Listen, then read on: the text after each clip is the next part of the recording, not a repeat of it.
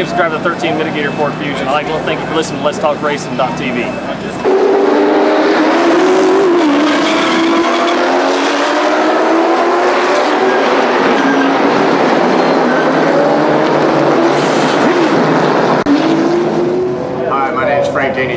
Driver of the number 5 Kiker Motorsports Camry. Welcome to Let's Talk Racing TV.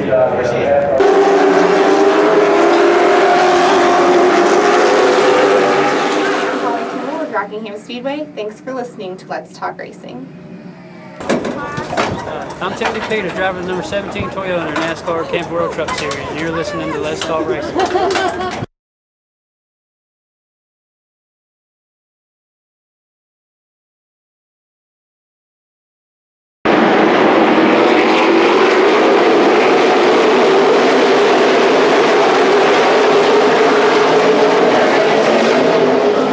Hey guys, I'm Daytona 500 winner Trevor Bain, and thank you for watching Let's Talk Racing.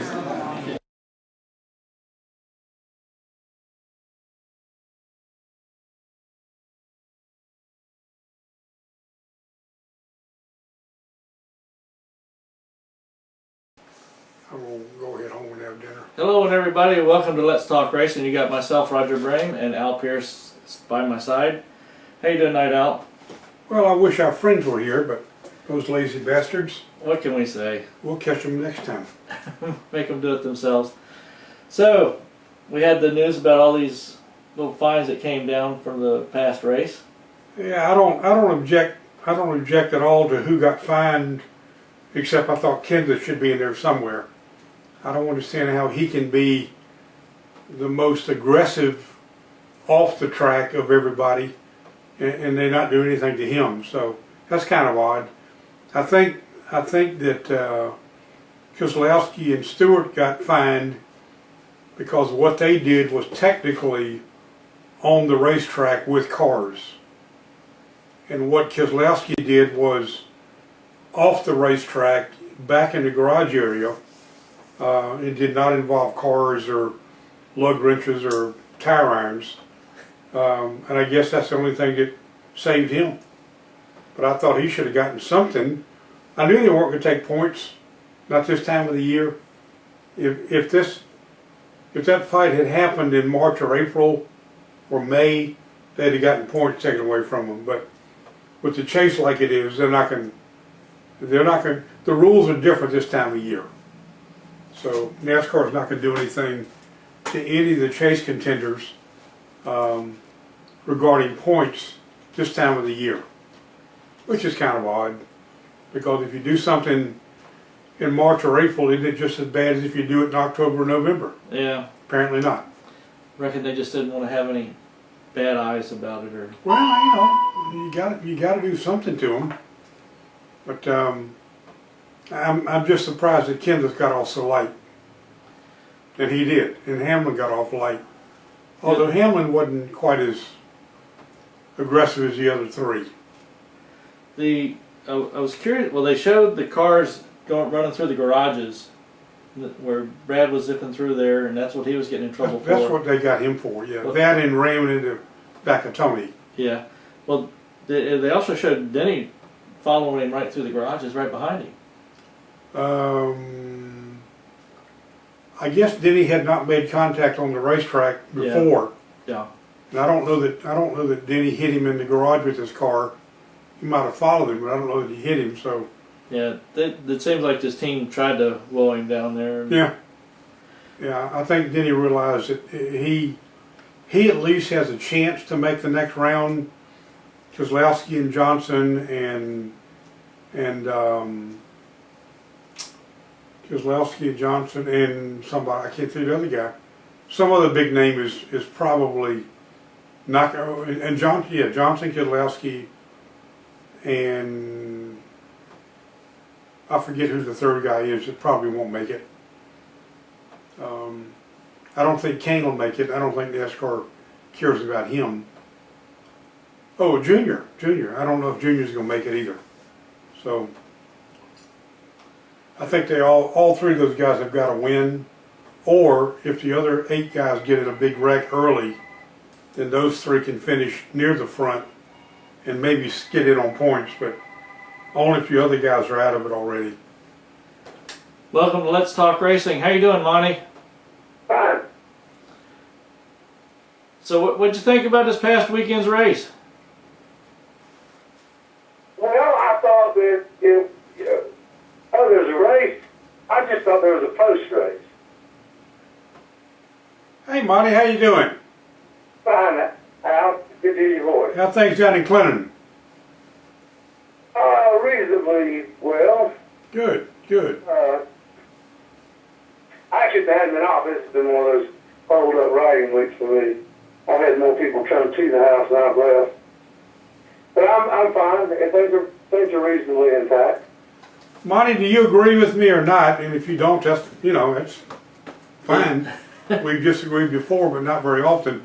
If this fight had happened in March or April, would points have been involved then, but they did not dare take points at this time of the year? Is that maybe possible? Yeah, it's kind of strange. It's very difficult to come to grips with the ramifications of this new system. I mean, in some ways, well, yeah. I mean, like the whole concept of points is kind of strange because they count for a while, then they don't count, and then they count again. Yeah. For instance, after this coming week, everything disappears again. As I think you may know, I refer to the chase format as an etch-a-sketch. Yes. And so you shake up the little box every time after 3 races and start everybody up. And I'm not a big fan of this. I think this, even if the most deserving guy goes, there's a lot more chance in any year that just because it happens that there's not going to be. I mean, I'm sort of pulling for the last 4 to be like Carl Edwards, Casey Kane, Ryan Newman, and Maybe Matt Kendrick with 0 wins? yeah, that's right, Matt Kendrick, that's right. But, because, it's just a really tricky thing, and I mean, this is obviously having an impact this time because there's a possibility that there's a good chance that 3 of the people who've had the best years are going to be gone after Sunday. Yeah. So that's bound to happen, and it's all based on the fact that, they got itchy trigger fingers in Daytona. It hasn't occurred to them that maybe if they make things change and let people get used to them, then TV ratings and stuff might pick up. But it seems like we go through every year and they panic every time they look at the latest TV ratings, even while telling you it doesn't concern them. I saw a headline on a story last week that said that Mike Helton acknowledges the huge success that the new chase format has been. And I thought to myself, well, attendance is still swooping, TV ratings are down. There's I don't see the evidence that it has been. But I think one of the problems is that they keep changing things so feverishly that I can remember when this new race car was a huge success, and now they're changing it again. Yeah. So, I just wish that, NASCAR is a moving target. It's a moving target for me because I'm not at the tracks anymore. I'm watching at home. And it's hard for me to keep up. And I think I would hope it's even harder for people who don't pay attention as closely as I do.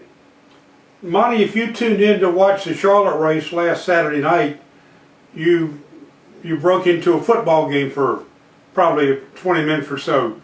Are you surprised that NASCAR did not kick and scream and put their foot down and say, how dare you delay our start until we're 30 laps into it? Or does that tell you a lot about how important NASCAR is to that particular network right now? Well, I think they have no bargaining power.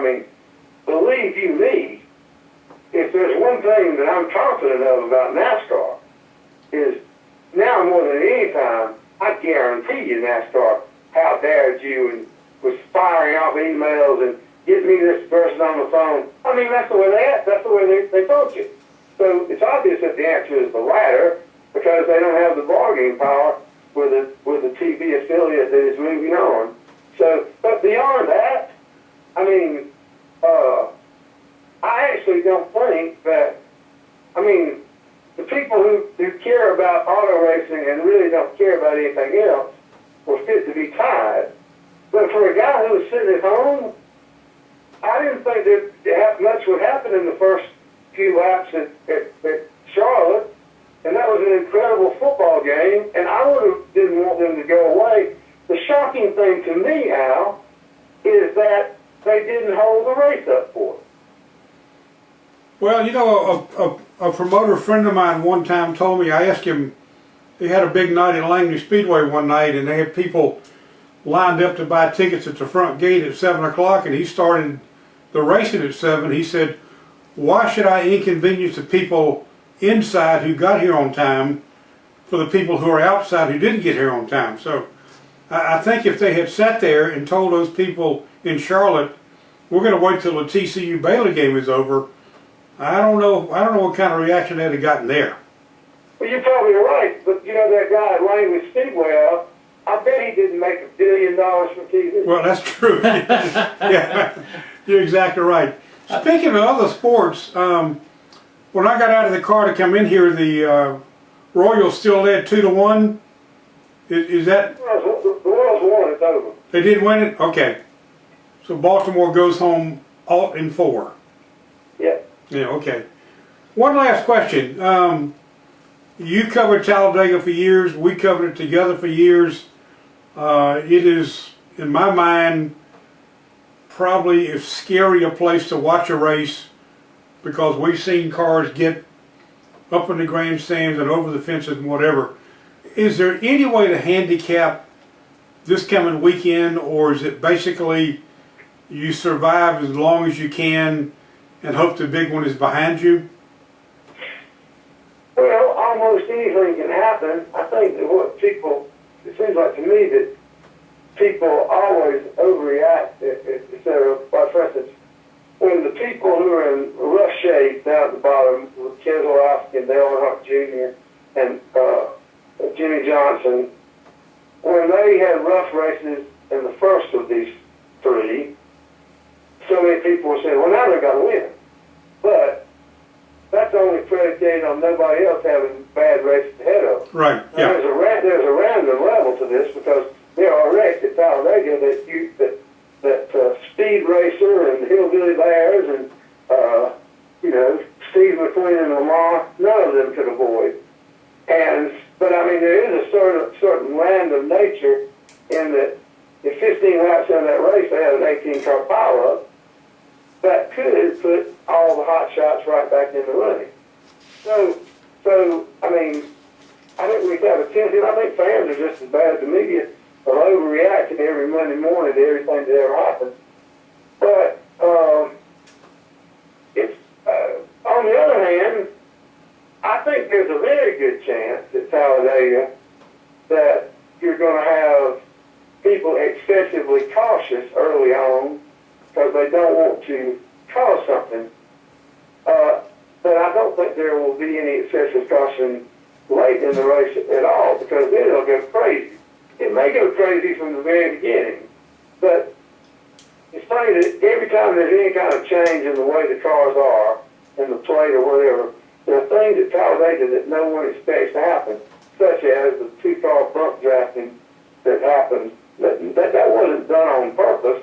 They all of a sudden got there. It's just like the same way that somebody back in the late 50s, early 60s figured out you could draft at Daytona. Mm-hmm. So those things always happen, and the changes in the circumstances and the style of racing will have something to do with it as well.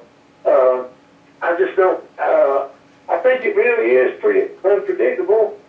But the other thing that's going to happen at Talladega, it seems like to me, is that when you start thinking about these things, what happened at Richmond in 2013 could be tiny compared to what happened down there. Yeah. For the simple reason that if a person, like say Paul Menard, wrecked someone for another team, and that helped Brian Newman stay in the chase, whether it was innocent or not, it's going to look like it's intentional. Or This race is going to be a conspiracy theorist, wonderland. Another possibility is, what if with 5 laps to go, Joey Logano's leading, Stand by just a second. Keselowski's second, and Logano mysteriously loses power for a moment and lets Keselowski come around him and doesn't try to repass. Keselowski wins the race and advances. He would not have advanced without the victory. You got the scenario there. Same thing with Jeff and Jimmy. If Jeff Gordon gave Jimmy Johnson a push to the front late and then tried not to repass him, you got the conspiracy theorists there. Well, and it's also a matter of degrees too. Like in that example you cited, I'll tell you one thing that's not going to happen if Logano's leading. I bet you he doesn't block Keselowski. Oh no, he will not. And Is that what you're talking about? I think that will be more likely to occur than what I'm talking about. But the difference is it'll also be easier to tell what's happening. You could really have somebody who just messes up, and if they just happen to mess up against the wrong car, it's going to look like he's the jammer in roller dirt. yeah, right. Well, the other possibility could be if Logano is running second to Keselowski with 2 to go and never ever attempts to try to pass him, just like Waltrip did not try to pass Junior at Daytona in July of '01. So, that could happen also. But the good news about it is that for every person, one of my most fascinating things about NASCAR fans is that they really, really hate with all their being the notion of team orders. Oh, yeah. Unless those team orders could help their favorite driver out. yeah, There's a lot of people out there who just get terribly upset about teams working together, or Fords working together, or Toyotas working together, or whatever working together. But then, the minute that, say, Junior would move ahead with a victory, if he finishes second to his teammate, all of a sudden, where's the team orders? yeah. It's just the nature of people. Before we let you go, Monty, tell us about your latest book project. Well, my latest book project, I'm sitting here just about through with a first draft on a novel about a corrupt DA and a good cop. It's a crime novel. But that's a long way away because that's just the first draft. I'm then going back and try to put one more coat of polish on another one that I'm finished with, but it's going to get another coat of polish because I hadn't got one of these multi-millionaire publishers to jump right on it. So I'm going to dicker with it a little more. But the audacity of dope is still out there, and The Intangibles. Intangibles is still out there. Okay. Those are probably going to be the 2 out there for a little while yet because I'm trying to improve my lot with this next one as far as getting a publisher that'll promote it more, just be a better publisher. I hope to move up or Tad. Who do the Blue Hose play this weekend? The Blue Hose are at Charleston Southern. Oh, okay. Who played Vanderbilt last weekend, I think. That's right, I'm with Stephen. Yeah. That does not bode well for the Hose, but these things happen. But hang in there, they're much better out. I know they are. Yeah, they beat Western Carolina and beat your alma mater, so... It was 3.5 quarters they were in the game against Coastal Carolina. Yeah, the score looked worse than it probably was.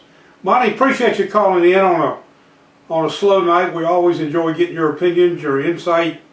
You're one of the great ones, and we miss you out on the circuit. We truly do. They still remember me a little bit. Oh yeah. Oh yeah. All right, take care of yourself, Monty. All right, bye-bye. All right. How you doing tonight, Sergio? I'm good, how you doing? Hanging in there. You got me and Al hanging out here tonight. Okay, cool, awesome. Wait a minute now. I just had dinner with you Monday night. What are you doing on the radio on Wednesday night? Are you back home? You back in Cornelius already? Yeah. I'm actually up in Manassas right now at my mom's house. I'm actually in the car right now. We're on the way to race some go-karts against each other. So we'll see how that goes. Okay. I asked you the other night, or Marty O'Brien asked you the other night, if you, I think I know the answer, you are working hard to get something for next year. Yeah, trying. There's always the option of racing again if they have me back, and just trying to work on finding some other stuff too. I mean, I know you can't talk about specifics, but on a scale of 1 to 10, are you halfway there, 3/4 of the way there, still trying? It's hard to tell. The hardest part is just trying to find the funding to bring to the team also, you know. There's a few teams that seem really interested to have me, which is great. But, you know, you got to have that part too. So I'm going to start trying to work with this agent that I met with a couple weeks ago that seems to have a good plan. So we'll go from there, see how things turn out. Now, you were at the Drive for Diversity dinner the other night with me and some other folks, and you were out at the Langley yesterday, I guess. You've seen this class of, I think, just 20 kids, something like that? Yeah, there were 20 drivers that showed up for the combine this year. Pretty big number. Yeah, it is. And it's a lot of pressure to go to the combine and try to impress so many people that you're just meeting that weekend. In every aspect, you know, from the physical to the interviews, especially the on-track part. But everyone did a great job. You know, this year everyone was really close in times. There weren't really any major accidents to speak of, so that was really good. I think last year, didn't they bust up a bunch of cars at Langley? Yeah. And a couple years past, they have torn up some cars. I think only one got hurt enough to where they had to put it away. That's pretty good, so that was good. Okay. Now, you went through that program.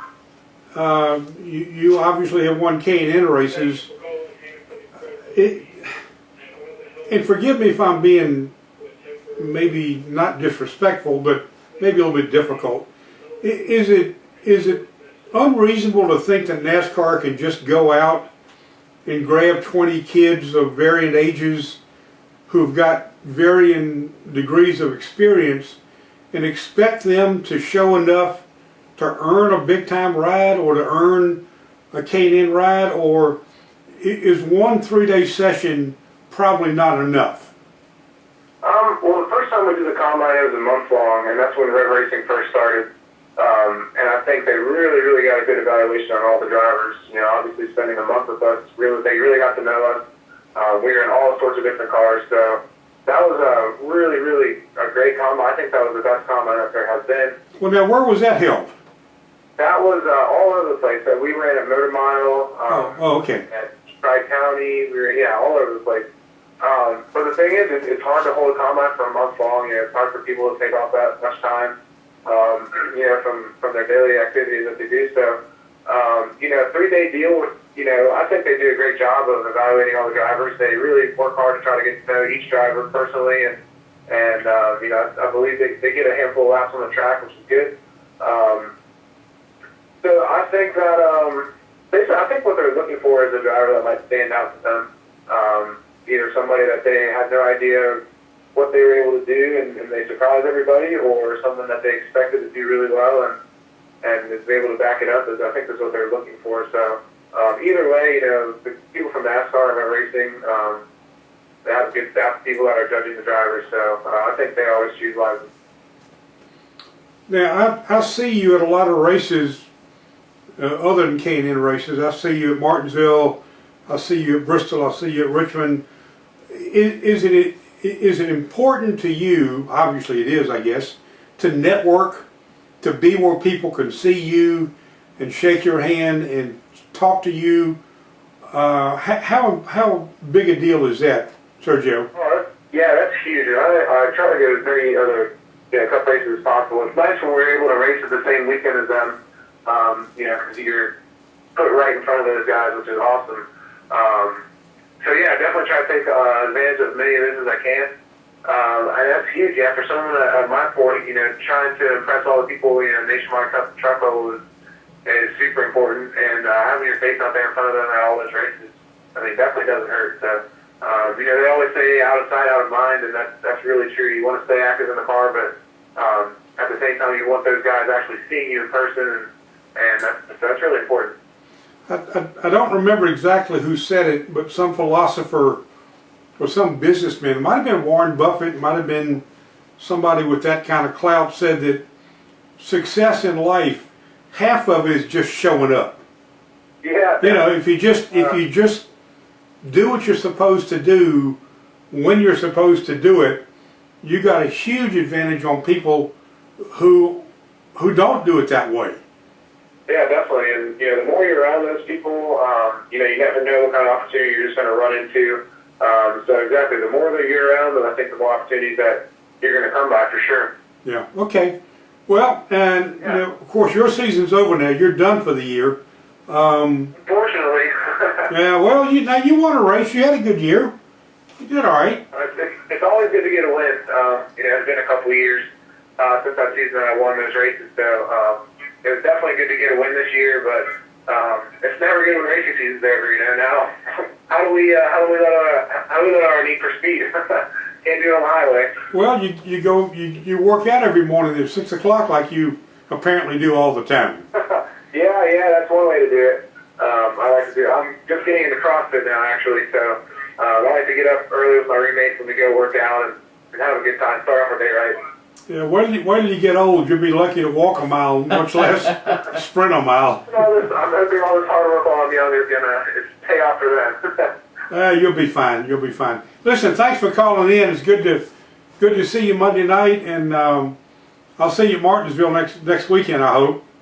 Yeah, definitely. It was great to see you this weekend, and you know, get to see you again. I think it's been a while, so. Well, I saw you at Dover. You were in the car on the grid, and I sort of tried to get over near pit wall to wave at you, and you were staring straight ahead. So you don't even know I was there. But you had a top 10 at Dover, as I remember. Yeah, we struggled to qualify. We qualified 23rd or 21st, and we were able to finish 6th. So that was a good run for us. Yeah.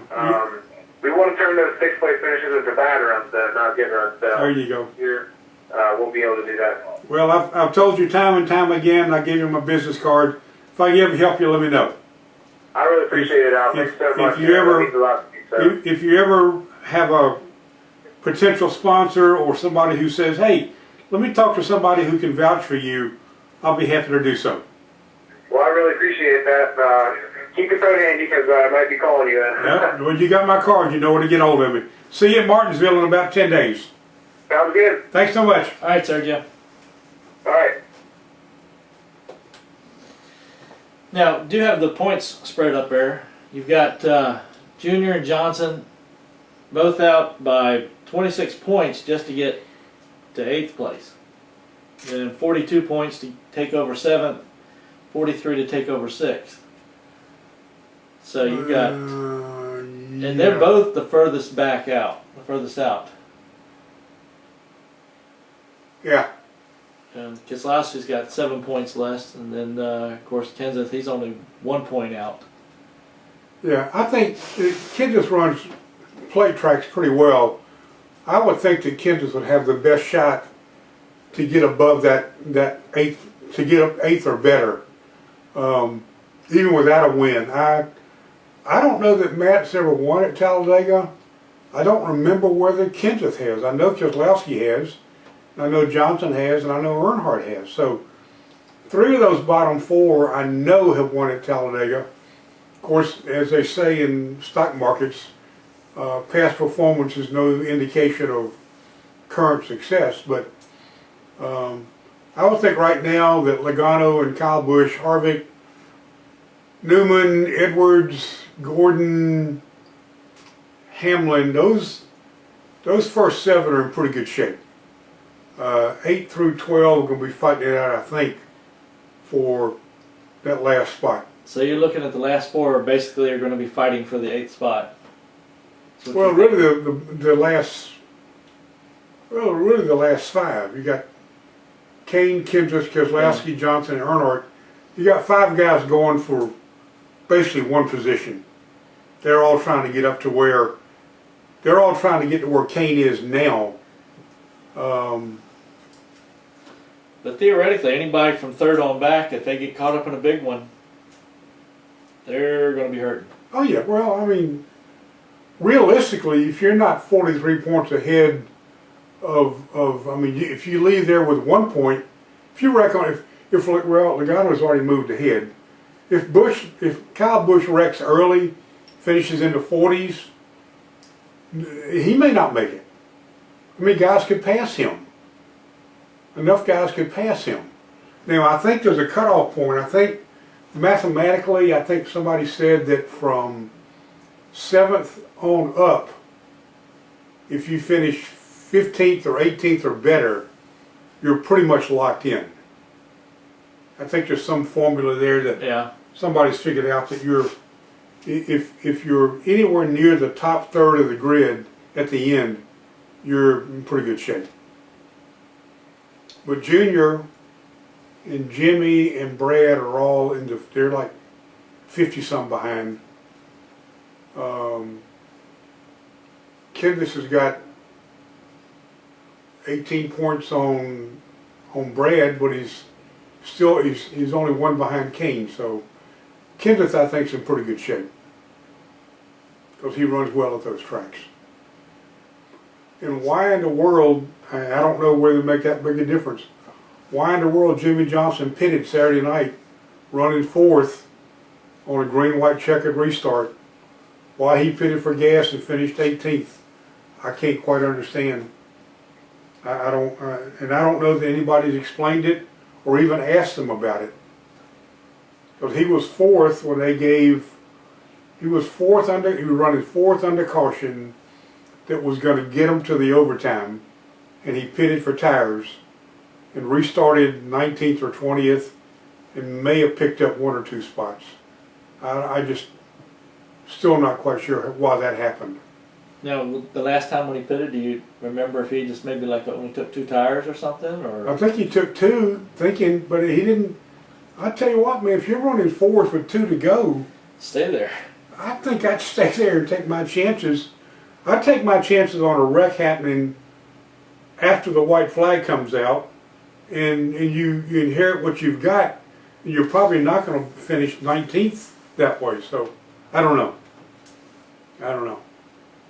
Well, next, are you going to the next race at Talladega? Not going to Talladega, no. So Martinsville will be first. Martinsville and then Phoenix and Homestead. Hey, you need to get a box with some dry ice. Get some In-N-Out burgers. No, I'm not coming home. I'm going from Phoenix to Homestead. Ah, we'll have to see if I can find somebody else then. Doggone it! Here you talk about all these In-N-Out burgers. Maybe you can put them in a box and ship them. Nope. You gotta have them fresh. So Logano's got 5. It would be, I think it'd be cool if Newman and Kendrick both advanced with 0 wins. And at the end of the season in Homestead, Kendrick or Newman won the championship. Say Logano wins 2 more races. Say he's got 7 wins. Say Harvick wins another one, Gordon wins another one. Hey, Gordon's got 5, Harvick's got 4, and they finish up behind Kendrick and or Newman, who've got no wins. I mean, how does NASCAR explain that? Well, if I remember, there was some stuff they put out that NASCAR was a little bit afraid that something like that might happen. Well, they're afraid now. They weren't afraid in January when they introduced the damn thing at Charlotte. They were saying the wins are everything and points don't matter, and at Charlotte in January when they announced this stuff, they had all kinds of excuses or all kinds of reasons why it was the greatest thing in the world. And a lot of people had Brian and Kenseth already. Hey, y'all didn't win any races. Y'all aren't even going to make it into the top 12. You just got to make the 16 and just be consistent. It's probably points are probably more important now than ever. They're way more important now than they used to be, because even a decent day, I mean, if for example Logano's already moved forward, Harvick's already moved forward to the next rounds, why would they try anything risky at the end? On one hand, why not make something risky happen? On the other hand, they don't need to. Just finish 2nd or 3rd, bring your car back in one piece, and move to the next round already included. So, I don't know. Just so many possibilities out there that still can happen. The bottom, the bottom three just look really, really bad right now. That's a lot of points back, and it's sad to see that those three have a good chance of not making in for the next racing. That's well, there's 11 wins at the bottom of the list right now. If you take Keselowski's 5, Johnson's 3, and Junior's 3, yeah, there's 11 wins right there that may not make it. And at the top of the group, you got 5, 6, 7, 8, 9. You got 11 in the top 5 positions and 11 in the bottom 3. So it's not going to suit everybody. yeah. I mean, somebody's going to be unhappy. Gordon's had as good years he's had in years. If he doesn't make it, I think he'll make the next round. You know, and remember Hamlin. Of course, Hamlin made the 16 car field with a win. He's got one fewer start than everybody else, but it doesn't matter anymore because points are reset for each round. So Yeah. points for him, no matter, it doesn't, not a big deal anymore. So Now, the different chase formats we've had over the years so far. Actually, somebody I know who likes to play with the chase point situations has gone through some of the earlier years before the chase. And back in '92, if they had used one of the chase formats, who do you think would have won the championship? 92, I have no idea.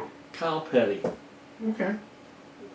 And I just caught me off guard that in '92 Kyle Petty would have won under. Well, I know that if they had not created the chase deal 10 years ago, Gordon would have had a couple more. Yep. In fact, he lost on the first chase deal they did. He wound up not winning the championship. He might have had a couple more. Johnson might not have had a couple of his. There's some other kind of off-the-wall statistics you could look at on, you know, who would not have been a chase champion versus who was. So, you know, it allegedly comes out in the wash, but I don't know if it does or not. Well, you feel like wrapping up early tonight? Yeah, we got nobody else to talk to. Well, the next person, I don't know what happened to him, but things. I was told he was going to be traveling, so he may not have been able to get through, which does happen. And we'll catch everybody next week on Let's Talk Racing.